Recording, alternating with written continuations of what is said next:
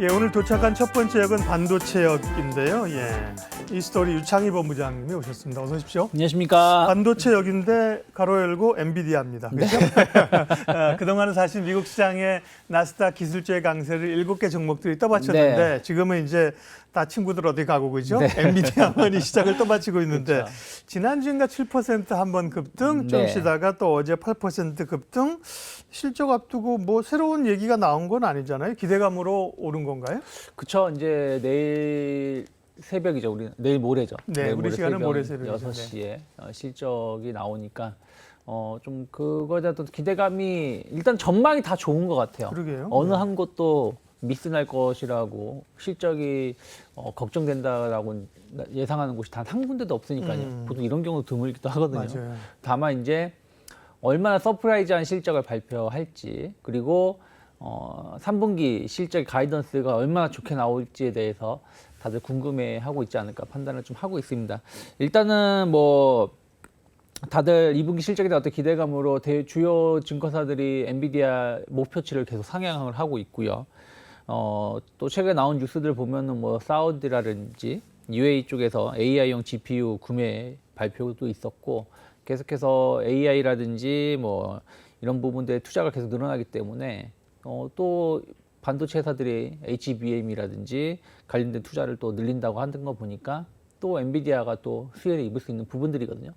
그래서 이 부분이 이제 내일 모레 결정되기 때문에 좀 먼저 사자 인식이 좀 있는 것 같아요. 실적 발표하기 전에. 왜냐하면 지난번에 실적 발표하고 나서 엔비디아 주가가 제 기억에 맞으면 18%인가요? 거의 20% 가까운 네. 주가 상승을 보였으니까 이번에도 그럴 수 있지 않겠냐 어떤 기대감으로 어저께 같은 경우도 선침해가 들어왔고 지금도 제가 알기로는 시간에서 한 2% 이상 상승을 좀 하고 있는 걸로 알고 있습니다. 네, 갑자기 엔비디아 시총이 얼마나 될까 궁금해갖고 제가 찾아봤는데요. 예, 1,500조 정도 될 거예요. 그러니까 어떻게 정확하시네요. 그러니까 1조 1,600억 달러, 우리 돈으로 1,550조인데요. 네, 그 정도 될 겁니다. 와, 참 우리 시장의 전체 시총이 2,000조. 2,000조라니까요. 네. 이제 한 종목이 그죠? 네. 애플이나 엔비디아 같은 한 종목이 우리 시장 커버하는 거예요. 예, 대단합니다, 진짜. 예. 자, 그래서 엔비디아 효과로 오늘 우리 뭐 한리반도체라든지 관련주들이 아침에 강세 출발했다가 네. 상승분 다 빠진 게 뭐야? 하락했죠, 그죠? 하락, 오히려 네, 하락 오히려 마감한 하락했는데 기업들도 왜 많죠. 미국은 엔비디아 오르는데 우리 관련주들은 오르다가 이렇게 빠지는 거예요? 일단은 저희 기업들이 이제 지난주에 좀 먼저 반등을 준 적이 있었어요. 네. 그러니까 지난주 목요일하고 금요일에 반등을 주면서 많게는 저점 대비 어떤 기업은 한 20% 이상 오르기도 했었고요. 코리아 시장은 항상 먼저 간다. 그런 것도 있었고 네. 그러다 보니까 오늘 장중 고점까지 따지면은 뭐 한 30% 가까이가 예. 뭐 한 2, 3일 만에 상승하다 보니까 단기 차익성 매물이 좀 있었다 생각하고 있고요. 음.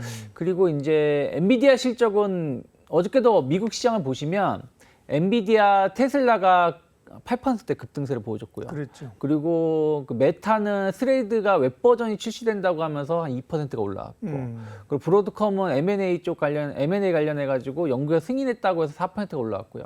나머지는 다 그냥 고만고만한 상승이었거든요.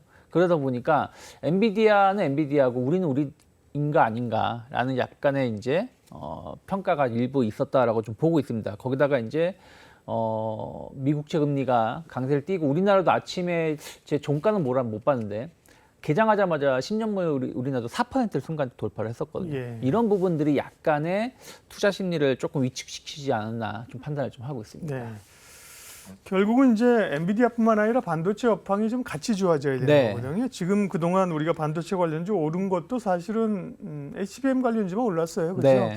그러려면 삼성전자나 하이닉스나 이 뭐 감산 효과라든지 수요 증가가 나타나야 되는데 기대감은 있는데요. 그죠? 아직까지 뭐 시장에서는 그 부분에 대해서는 재고 감소나 감산 효과나 확신은 못 갖는 모양이죠.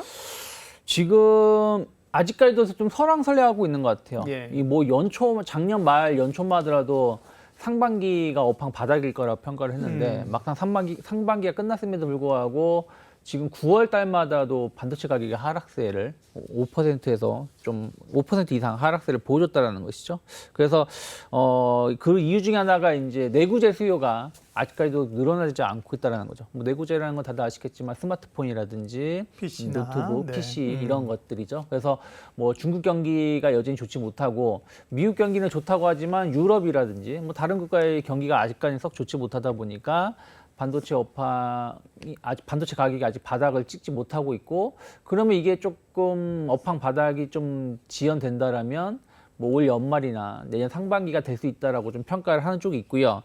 또 다른 쪽에서 평가를 하는 쪽은 지금 주요 기업들이 감산을 계속 하고 있거든요. 특히 올해 그러니까 한 최근 10년 만인가요? 한 10년 만에 그 투자액이 최대 폭으로 감소했다고 합니다. 작년 같은 경우만 하더라도 1,461달러, 1억 달러 투자가 이루어졌는데 올해 같은 경우는 한 1,200억 달러 정도, 그러니까 작년보다도 한 16% 이상 감소한 그 투자액 감소를 보여주고 있고요. 이 투자액 감소는 이제 주요 기업들, 삼성, 하이닉스, 뭐 마이크론, 뭐 일본 기업들 이런 한 10개 기업을 합쳐서 추산한 것이고요. 그래서 일단은 재고를 조절하고 있고 투자를 줄이고 있기 때문에 뭐 약간 시간 차이는 존재하겠지만 지금 업황 바닥은 맞는 거고, 또 일부 증권사들은 삼성전자 같은 경우는 뭐 3분기, 4분기 많진 않겠지만 흑자에 대한 어떤 기대감들도 좀 일부 나오고 있지 않나 판단하고 있습니다. 네. 시장이 여기서 뭐 무너진다면 뭐 반도체고 뭐 다들 주도주들도 힘이 없겠지만 네. 시장이 조정을 거치고 올라갈 수 있다라고 하면 반도체는 어쨌든 주도주의 그 우선순위 네. 아닐까요? 그 반도체 전반적인 전략하고요. 그 가운데 또 좀 구체적인 관심 종목 좀 알려주세요.